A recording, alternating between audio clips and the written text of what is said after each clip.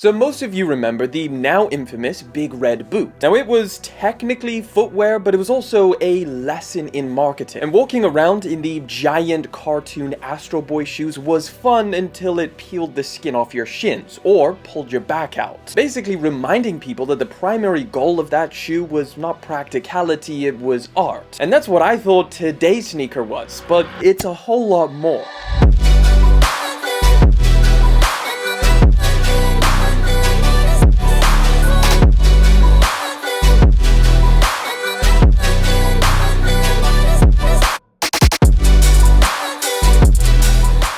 We have quite possibly the biggest sneaker box I have ever had. There's actually not too much on the outside. You've got a duck paw. What do you call them? A duck flipper? You've got a size tag, again in the shape of a duck's foot. We're just gonna call it that from now on. And you have the Built by FCTRY Lab logo on the bottom. Packaging feels very premium, but let me try and open this without putting this down. Let's see if we can do it. And pulling the lid off of this giant box, we have the wild NLE Choppa FCTRY Lab duck boot.